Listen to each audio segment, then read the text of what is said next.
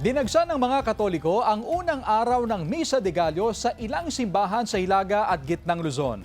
At kaugnay niyan, may live report si Sandy Salvacio. Sandy? Chris, ikalawang araw ngayon ng simbang gabi at sa mga oras na ito ay tuloy-tuloy pa rin ang pagdagsa ng mga deboto dito sa St. John the Evangelist Cathedral para dumalo sa isasagawang rosary prayer at misa maya-maya lamang. Pinangunahan ni Archbishop Socrates Villegas ang unang araw ng Misa de Gallo sa St. John the Evangelist Cathedral sa Dagupan City. Dinagsa ito ng mga mananampalatayang Katoliko. Sumentro ang homily ni Archbishop Soc sa pananampalataya sa Diyos at pag-aaruga ng Diyos sa sangkatauhan. Ang unang aral na dapat nating tandaan ay hindi natutulog ang Diyos. Itinuturo sa atin yan ang pananampalataya.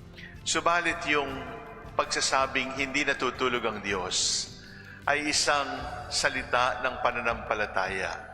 Nauna nang sinabi ng Simbahang Katolika na nakasentro sa pag-asa ang mensahe ng Pasko para sa mga mananampalataya. Ang debotong si Jay dumalo sa simbang gabi kahapon at dumalo rin sa Misa de Gallo kaninang madaling araw. Good health, tsaka yung mga bata for the future. Magandang future ng mga bata. Napuno rin ng mga mananampalatayang Katoliko ang Minor Basilica of Our Lady of the Rosary of Manaoag sa Pangasinan sa unang araw ng Misa de Gallo. Dala ang kani-kanilang mga dalangin, taimtim na nagdarasal ang mga deboto. Napuno rin ang St. William the Hermit Cathedral sa Lawag City sa unang araw ng Misa de Gallo. Nagkalat ang mga pulis sa labas ng simbahan para magbigay ng seguridad.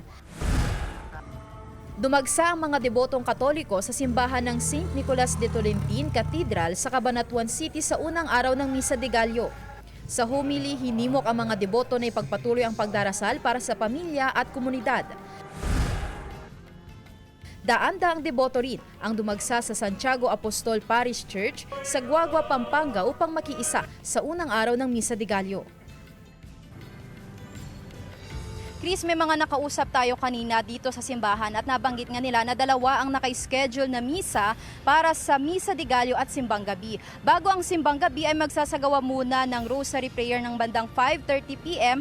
at ang First Mass naman ay naka-schedule ng 6 p.m. na susundan ng Second Mass ng bandang 7:30 p.m. Para naman sa Misa de Gallo, ganun din magsasagawa rin ng Rosary Prayer ng bandang 3:30 a.m. na susundan naman ng naka-schedule na First Mass ng 4 a.m. at Second Mass ng 5:30 a.m. Kanina nga nabanggit ko na ito na ang ikalawang araw ng Simbang Gabi at magtatagal ito ng 9 na araw hanggang December 23. Ganoon din sa Misa de Gallo na nagsimula ngayong araw at magtatagal naman hanggang sa madaling araw ng December 24. Chris? Maraming salamat, Sandy Salvacio.